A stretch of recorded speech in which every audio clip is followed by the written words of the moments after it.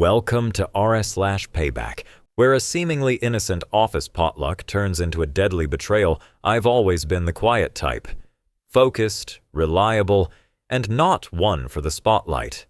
I do my job well, meet my deadlines, and keep to myself. That's how I've always liked it. Clean, predictable, low drama. There's one thing I've had to be hyper-aware of my whole life: my mushroom allergy. It's not mild. We're talking full-blown anaphylaxis with even trace amounts. Not just mushrooms in the obvious sense, but hidden ingredients, cross-contamination, poorly labeled sauces. Over the years, I've developed a pretty sharp radar for what's safe and what's not. I always disclose it when needed, carry my EpiPen, and have navigated countless meals without incident. So, when I started with my current company a few years ago, I flagged it during onboarding. HR made a note, and that was that. People were respectful. No drama. It was just part of the landscape, like someone being gluten-free or lactose intolerant. But things changed, fast, and not in a way I could have predicted. After a few years in my department, I got promoted. It was a win I was proud of. The new role came with more responsibility, new projects, and a fresh team. That's where I met Todd. Todd was my new manager. Sharp dresser, confident to the point of cocky. He shook my hand with a little too much force, held eye contact a little too long. Something in the way he smiled felt like a performance. Still, I tried to keep an open mind. First impressions can be misleading, but there was an edge to him I couldn't quite name. He liked to dominate meetings, cut people off mid-sentence, laugh at his own jokes louder than necessary. During our first one-on-one, I mentioned my allergy again, just to keep the record straight. He nodded, said something like, "Good to know," and moved on. I didn't think much of it, just a routine conversation. But looking back, I remember a flicker of something in his eyes. The new team had a strong, we're a family vibe, a tight-knit culture of team lunches, potlucks, and shared snacks. It wasn't really my thing, but I showed up when it felt necessary. I figured being part of the team meant being present, even if I wasn't the most social. At one of our first potlucks, I brought my own food, like I usually do. I casually reminded the team about my allergy. That's when Todd made a joke. "Guess we better cancel the mushroom lasagna, huh?" Laughter. Light, awkward, but laughter all the same. I smiled politely, but something about it made me uncomfortable. It wasn't the joke itself, I've heard worse, but the way he said it, like he was setting a tone. Over the next few weeks, more of those comments came. "Don't let them near the fungi," or "Careful, Todd's bringing a death cap to lunch." Harmless on the surface, but they added up. People laughed because Todd laughed. A few teammates started calling me Portobello, as a joke, of course. I told myself not to overthink it. Maybe I was being sensitive. But a part of me knew something wasn't right. I wasn't just being teased. I was being singled out. And Todd was leading the charge. The big team potluck was coming up, and everyone was buzzing about what they'd bring. I knew the drill. People would bring their favorite dishes, and I'd either have to bring my own food or find something safe. It was never a huge deal until Todd announced with a grin, "Don't worry, I've got the perfect dish for you. Your name. A safe one, no mushrooms. Promise, I didn't know what to make of it." Sure, Todd had reassured me before, but something about this felt different, a little too eager. Still, I didn't want to rock the boat. It was the first big event with the team, and I didn't want to be the odd one out. He had a reputation for his cooking, or so everyone said. People were already buzzing about his signature dish. When the potluck finally arrived, Todd proudly presented a casserole dish covered in foil.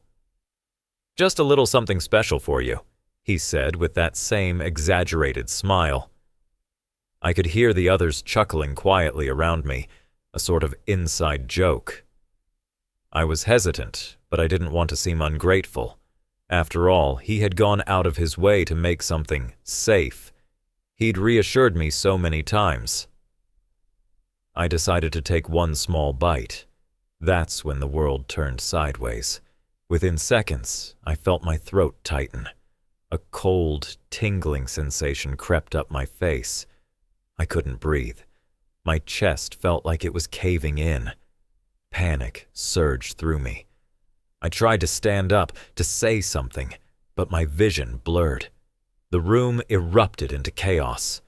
Todd's face turned from smug to alarmed. People were shouting, running for their phones, looking for the EpiPen. I don't remember much after that. I remember a sharp jab in my thigh, the EpiPen injecting adrenaline into my system. Someone was calling an ambulance. The next thing I knew, I was in the ER, gasping for air, the familiar sterile smells of a hospital filling my senses.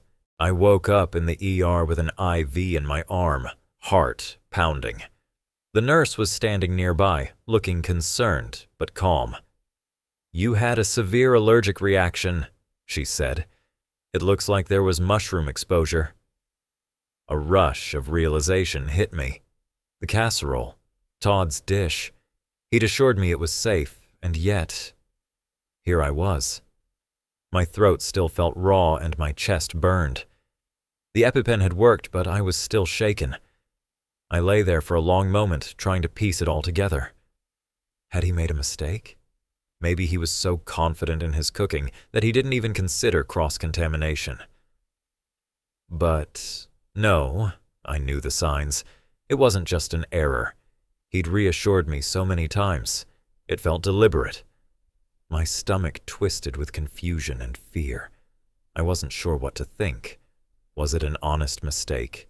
Or had Todd intentionally crossed the line? I didn't know. But I wasn't going to let it go. I had to go back. I had to get answers. The next day, I went back to the office. I was still shaken, still a little unsteady on my feet, but I couldn't just leave things unresolved. I marched straight into Todd's office. He looked up, feigning surprise. "You're back already?" I didn't waste time. "Todd, you promised me there were no mushrooms in that casserole. What happened?" I demanded. Todd's smile never faltered. "What are you talking about?" he said, his tone unnervingly calm. "It was just a joke. You must have overreacted. Maybe it was a panic attack." Panic attack? I stared at him, my mind racing. He was gaslighting me. He was downplaying it, pretending like I hadn't nearly died from his safe dish. A few of my coworkers had followed me into the room, but they didn't say much. Some looked uncomfortable, shifting their weight or avoiding eye contact. A couple gave me sympathetic glances, but most of them stayed quiet. "Listen," Todd continued, his voice smoother now. "I know you're upset, but I think you're reading into this. It's no big deal." That was it. He was brushing me off. I felt the walls closing in. "No, Todd, you're not getting away with this. I need you to take responsibility for what happened." Instead of responding, Todd leaned back in his chair, visibly unfazed. "I'm going to file a formal complaint against you," he said, his voice dropping to a cold, businesslike tone. "This is disruptive, and I don't think it's appropriate for you to make such an accusation without proof." My stomach dropped. He was flipping the narrative. I had no proof, not really. But I knew what happened. I knew who had put me in that hospital bed. The room felt smaller now. A few of my coworkers looked at me, some with pity, others with clear discomfort. But Todd held all the power. He always had. A few days after the confrontation with Todd, I received an unexpected message from one of my coworkers, Sarah. She was always quiet, but we'd exchanged a few pleasantries here and there. Her message was brief, but the weight of it hit me like a punch. "I know what happened. I have proof. Look at this." Attached was a screenshot of a conversation in Slack between Todd and another team member. It was clear as day. Todd had mentioned using mushroom powder in the casserole, something I'd never heard of before.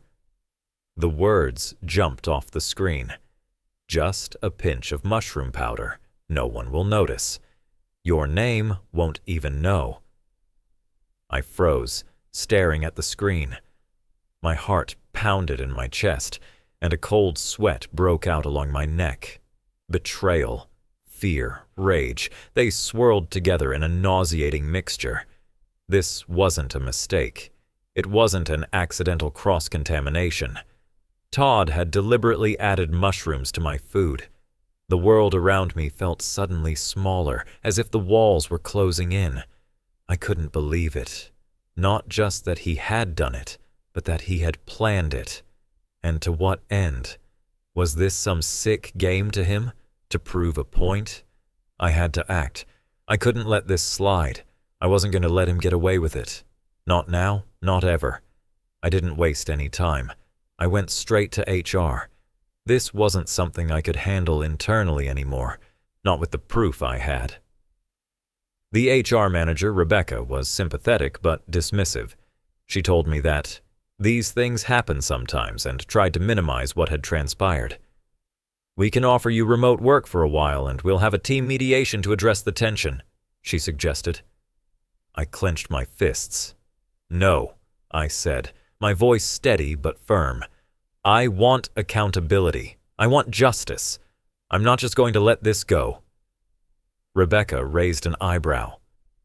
"Well, we could work on resolving it internally."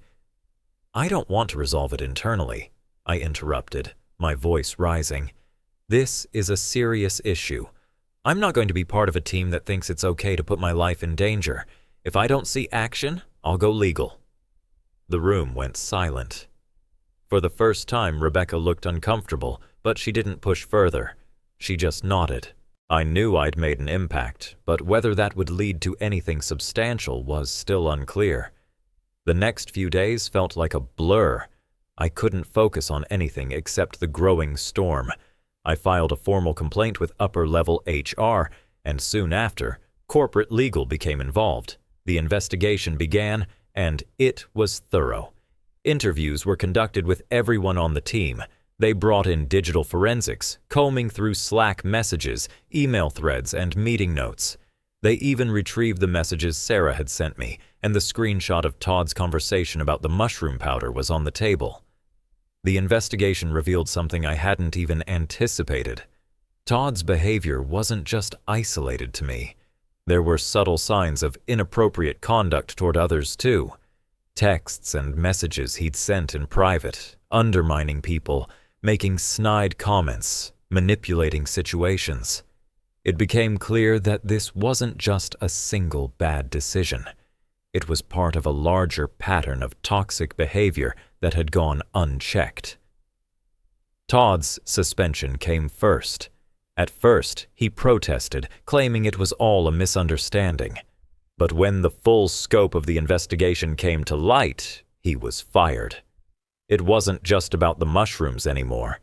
It was about the constant pattern of hostile behavior and disregard for others. But the fallout didn't end there. 2 other team members were disciplined for their involvement, though their roles were less direct. One of them, a quiet woman named Jessica, chose to resign rather than face the disciplinary action. I couldn't blame her. The entire team had shifted in ways I didn't fully understand. As for me, I was offered a quiet settlement and a formal apology from the company. It wasn't what I wanted. It wasn't enough. But it was a start. The culture in our department began to change, slowly but surely. People who had been too afraid to speak out started finding their voices. Conversations about boundaries and respect became part of the daily routine, and I could see the dynamic shifting. Todd might have been the catalyst, but the change was bigger than just him. It felt like a small victory. Justice, in its own way. The aftermath wasn't just physical. The emotional impact hit harder than I expected. In the days and weeks following the incident, I found myself spiraling. Panic attacks became a regular part of my routine. Every time someone handed me food at work, my heart would race, my hands would shake. Every smell, every gesture felt like a potential threat. The fear of being betrayed again, of trusting someone who could so easily harm me, consumed me. I started therapy. It was one of the hardest things I had to admit, that I needed help to deal with what I'd been through. Therapy gave me tools to cope with the anxiety, the paranoia.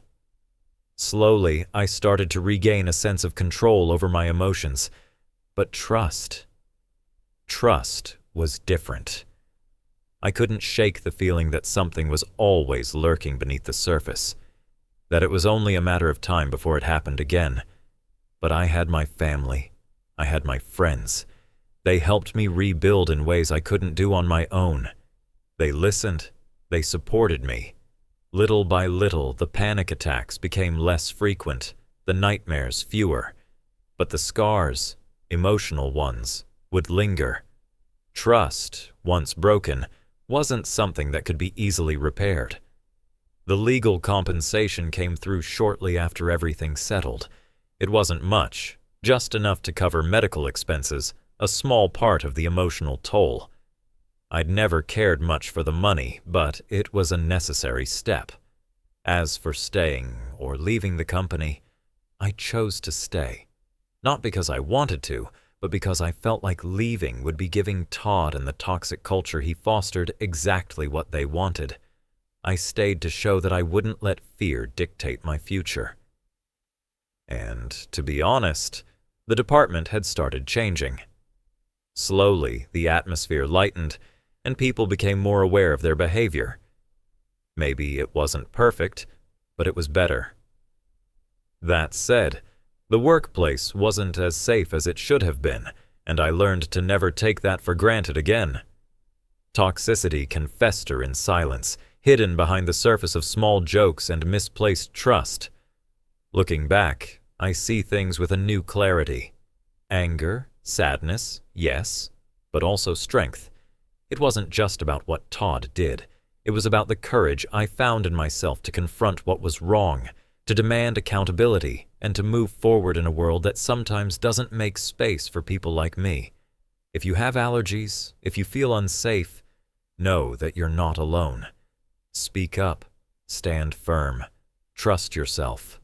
I did, and I made it through, because in the end, paranoia didn't almost kill me. Trust did. That wraps up today's episode of r/Payback.